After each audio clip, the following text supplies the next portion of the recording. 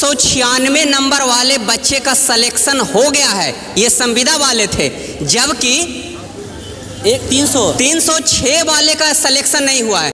ये सबसे बड़ा घोटाला है, मैंने ये भारत लेवल पे हो रहा है। कैसा समाज का निर्माण आप करना चाह रहे हैं, किस प्रकार से देश को आप ले जाना चाहते हैं? संविदा का मामला है, आप उसमें सीट फिक्स कर दीजिए 10% 20%, लेकिन आप नंबर फिक्स नहीं कर सकते। पूरा कैलेंडर हो, कब एग्जाम होना है, कब पीटी होना है, कब मेंस होना है, सारा डिटेल हो उसका। मैं बिहार के छात्रों से ये कहना चाहता हूँ कि ये जो सबसे बड़ा संविदा वाला मामला है, ये सबसे बड़ा घोटाला है। आज हमें एक अभ्यर्थी मिले हैं जिनके विरोध करने का तरीका बड़ा ही अलग है, अजूबा विरोध करने का तरीका है। इन्होंने लिखा है भिक्षा मंत्री अंधेर नगरी। इसका आपका नाम क्या है सर, पहले ये बताइए। मेरा नाम हुआ संदीप कुमार साहनी और मैं मधुबनी से हूँ। मधुबनी से हैं आप, तो आप इसका क्या मतलब है, आप लोगों को क्या बताना चाहते हैं? मैं ये बताना चाहता हूँ कि भारत में लोकतंत्र है जी, और लोकतंत्र में जनता के वोट का भीख लेकर हम लोग मंत्री बनते हैं, और उसके बाद उस जनता का जो बुनियादी मुद्दे हैं, कोई ऐसा नहीं है कि आपसे एफिल टावर मांगा जा रहा है या आपसे बहुत सारे पैसे मांगे जा रहे हैं। आपसे सिर्फ इतना मांगा जा रहा है कि जो एग्ज़ाम है वो एग्ज़ाम आप सही से करवाएं, सही समय पे वैकेंसी निकालें, उसका पूरा कैलेंडर हो, कब एग्ज़ाम होना है, कब पीटी होना है, कब मेंस होना है, सारा डिटेल हो उसका, पहली बात। और एग्ज़ाम एक नियमित समय से हो। जैसे कि आपको याद होगा 2014 में बिहार एसएससी का वैकेंसी आया था और 17 में वो लीक हुआ, फिर वैकेंसी क्या नाम है एग्ज़ाम हुआ और 8 साल के बाद उसमें ज्वाइनिंग हुई 2022 में। तो आप बताइए हमको कि ऐसे स्थिति में कोई बच्चा कैसे तैयारी करे? और बहुत सारे बच्चे का लास्ट स्टेज होता है, बहुत सारे बच्चे का अंतिम समय घर की स्थिति वो होती नहीं है कि वो और पढ़ सके, फिर उन्हें कमाने के लिए निकलता पड़ता है। तो आप ऐसा करिए कि 1 साल के अंदर एग्ज़ाम हो जाना चाहिए। और अभी मैं आपको एक फोकस करना चाहूँगा, मैं इसलिए सबसे बड़ा घोटाला लिखा हूँ, थोड़ा ध्यान दीजिएगा इधर। सबसे बड़ा घोटाला है संविदा घोटाला।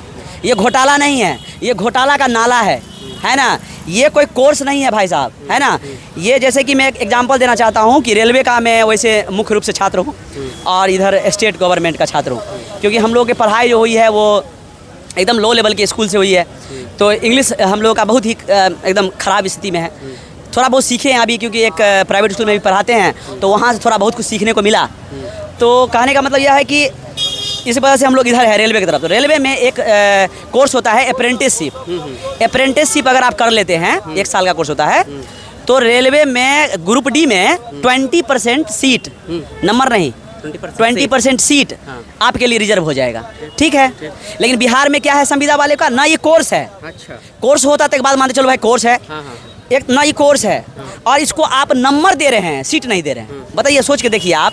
तो ये तो महा घोटाला हुआ, महा इसीलिए लिखे हुए हैं। मैं बिहार के छात्रों से ये कहना चाहता हूँ कि ये जो सबसे बड़ा संविदा वाला मामला है, ये सबसे बड़ा घोटाला है। और सरकार को मैं ये कहना चाहता हूँ, चेत जाइए, ये सबसे बड़ा घोटाला है, नहीं तो आपकी जड़ें हिल जाएगी। मैं मधुबनी से जो आया हूँ ना, सो ये सब एग्जाम के लिए नहीं आया हूँ। मेन मेरा फोकस यही है कि संविदा घोटाला जो है उसको लोग समझे और सरकार समझे, सबसे बड़ा जरूरी है, क्योंकि गार्जियन है वो।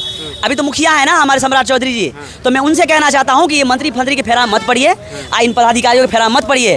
वो आपको कुछ से कुछ पढ़ा देंगे, अब पता चलेगा कि आपका जड़ समाप्त हो जाएगा। सम्राट बाबू, इस छात्र की बातें आप सुनिए और समझिए, अगर आपके पास तक ये वीडियो पहुंचता है तो। ये संविदा जो मामला है, ये अधिक नौकरशाही के चक्कर में मत फंसिए, नहीं तो बहुत बुरा होने वाला है। ये कोई बिहार नहीं है, ये कोई कोर्स नहीं है। आप एग्जाम्पल के लिए हमको बताइए कि आप अपने घर पे घर बनाने के लिए ठेकेदार को बुलाते हैं, ठीक है। जब ठेका खत्म हो जाता है तो क्या करते हैं, वो चला जाता है पैसा वैसा लेके। लेकिन यहाँ क्या होता है कि आप ठेकेदार को 5 बीघा जमीन दे देते हैं। क्या ऐसा करते हैं आप? ऐसा नहीं ना हो करता है कोई, लेकिन हमारे बिहार सरकार ऐसा करती है ना, कि वो संविदा पे बहाल करता है, उसको महीना देता है जो देना होता है, 20,000 25,000 जो देता है, उससे काम हो जाता है। उसके बाद वो क्या करता है कि इन सभी एग्जामों में उसको 20%, 15%, कहीं 5% सालाना के हिसाब से नंबर दे देता है। कहीं साल का 5 नंबर दे देता है, कहीं साल का 2 ही नंबर दे देता है। जो भी उसकी सेटिंग है, नंबर वाला सेटिंग ही गलत है। अच्छा, इन छात्र का ये कहना है कि जो संविदा का मामला है, आप उसमें सीट फिक्स कर दीजिए 10% 20%, लेकिन आप नंबर फिक्स नहीं कर सकते। नंबर बर्दाश्त नहीं ये नंबर फिक्स करने का मतलब है कि पूरा का पूरा बहाली ही घोटाला के दायरे में चला जाएगा। ये अधिकारी लोग पैसे के दम पर संविदा कर्मी को भर देंगे और नए विद्यार्थी नहीं आएंगे। तो जो रात दिन पढ़ने वाला विद्यार्थी है वो क्या करेगा, यही प्रश्न सबसे बड़ा है BSSC +2 के छात्रों के लिए। एक मैं मार्क्स आपको दिखाता हूँ, एक मैं मार्क्स आपको दिखाना चाहूँगा। ये देखिए, ये देखिए, एक बच्चे को 196 नंबर आया, ठीक है, और ये बच्चे था संविदा वाला, इनका सिलेक्शन हो गया। और ये देखिए, एक बच्चे था 306 नंबर वाला, इसका सिलेक्शन नहीं हुआ। देखिए, मैं आपको दिखलाना चाहता हूँ कैमरे के माध्यम से, 196 नंबर वाले बच्चे का सिलेक्शन हो गया है, ये संविदा वाले थे, जबकि एक 306 वाले का सिलेक्शन नहीं हुआ है। तो क्या है ये तो सरासर घोटाला है, बहुत बड़ा घोटाला है। इससे बड़ा अमानवीय कृत्य हो ही नहीं सकता विद्यार्थियों के साथ। मैं चाहता हूं, मैं अनुरोध करूंगा बिहार के मुख्यमंत्री जी से, शिक्षा मंत्री जी से और हमारे जो आला ऑफिसर है उनसे कि आप कुछ मत करिए। मैं आपसे कुछ नहीं मांगता हूं, बस 2-3 काम करिए आप कि बिहार में जो भी एग्ज़ाम हो सही से हो, चोरी चकारी ना हो, किसी भी एग्जाम में संविदा ना हो। अगर संविदा वाले को अगर आप देना चाहते हैं, मैं मानता हूं आपका ये, आप नहीं चाहते हैं कि उनकी ज़िंदगी बर्बाद हो, आप हटाना नहीं चाहते, वो भी गरीब के बच्चे हो सकते हैं, लेकिन वहाँ गरीब के बच्चे नहीं हैं, ये मैं आपको कह देना चाहता हूँ। वहाँ ज़्यादातर अमीर के बच्चे हैं और वो पैसा से बहाल हुआ है। अगर उसकी जाँच हो तो सबके सब बाहर आ जाएंगे, है ना, उसकी जाँच हो जाए अगर, सब बाहर आ जाएंगे। तो मैं चाहता हूँ कि संविदा के लिए आप हर वैकेंसी में 5% या 10% फिक्स कर दीजिए, सीट फिक्स कर दीजिए, नंबर नहीं, सीट फिक्स कर दीजिए, हम लोग कोई दिक्कत नहीं। अच्छा, इनका कहना है कि उसमें सीट फिक्स कर दीजिए, नंबर फिक्स मत करिए। नंबर से क्या होता है कि पढ़ने वाले जो मेहनतकश छात्र होते हैं उनके साथ घोर अन्याय होता है, और ये लोकतंत्र के लिए, ये लोकतंत्र की हत्या जैसा है। इस लोकतंत्र में कहीं भी ये जगह नहीं है कि मेहनतकश छात्रों के साथ आप इतने बड़े पैमाने पर दुर्व्यवहार कर सकें। और क्या सर? बस यही मुद्दा है हम लोगों का, यही मुद्दा है आपका, यही मांग।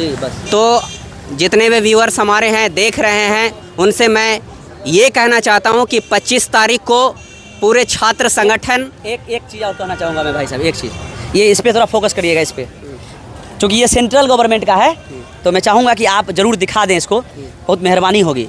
इस घोटाला के बारे में आप जानिएगा तो बहुत आश्चर्य लगेगा आपको।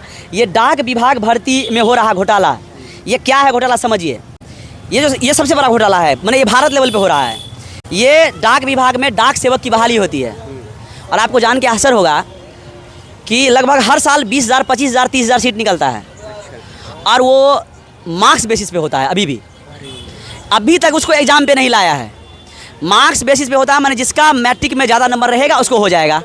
अब आप हमको बताइए कि CBSE वाले बच्चे का ज़्यादा नंबर होता है या फिर बिहार बोर्ड वाले का होता है? नहीं, बिहार बोर्ड वाले तो कभी कम्पिटिट कर ही नहीं सकते CBSE वाले से। मैं आपको दे रहा हूँ, क्या नाम है, मार्क्स में नहीं कंप्लीट कर सकते, वैसे कंप्लीट कर सकते लेकिन मार्क्स में नहीं कर सकते। मैं आपको दे रहा हूँ कि इसके कटअप हमेशा 97, 98, 99 जाता है, वो सारे CBSE वाले लेके चले जाते हैं, और बिहार में छोड़ भी देते हैं बाद में। हमारे गांव में बहुत सारे ऐसे यूथ है जो अमीर परिवार से थे, है ना, वो उनका 10 CGP मार्क्स था, 10 CGP मार्क्स था, समझे, उनका हो गया डाक विभाग में, और उनको अच्छा नहीं लगा, छोड़ दिए वो। उनको 30,000, 40,000 भी ज़्यादा नहीं लगा, वो थोड़े अमीर फैमिली से आते हैं, उनको कोई दिक्कत नहीं है, वो BPSC की तैयारी कर रहा है लड़का। लेकिन जो बच्चा गरीब है, जो चाहता है कि 30,000 भी उसके लिए बहुत है ना, जिसके लिए 5,000 भी बहुत है ना, उसको भरने का, इस फॉर्म को भरने का मौका ही नहीं है। अगर वो भर ले तो वो 2nd डिवीजन है या फिर 3rd डिवीजन है, या बहुत बिहार बोर्ड में नंबर ले आता है, एवरेज बच्चे की मैं बात करता हूँ, तो 80%, 85% ज़्यादा नहीं जा पाता है उसका। तो ये डाक विभाग केंद्र सरकार का, अब सोचिए, केंद्र सरकार के डाक विभाग की वैकेंसी है, CBSE बोर्ड वाले छात्रों को आप भर लेंगे, तो ये गरीब लोग हैं जो बोर्ड नौकरी छोड़ देते हैं, बिहार बोर्ड से आते हैं और स्टेट बोर्ड से आते हैं, उनके साथ क्या कर रहे हैं सर? कैसा समाज का निर्माण आप करना चाह रहे हैं? किस प्रकार से देश को आप ले जाना चाहते हैं? इन सारी अनियमितताओं पर ध्यान दीजिए, नहीं तो आपकी जड़ें इतनी नीचे से काट दी जाएगी कि कई सदियों तक आप फिर नहीं आ पाएंगे। जितना रोष है विद्यार्थियों में और जितना रोष है जनता में, यही मैं सरकार से ये कहना चाहता हूँ। जय हिंद।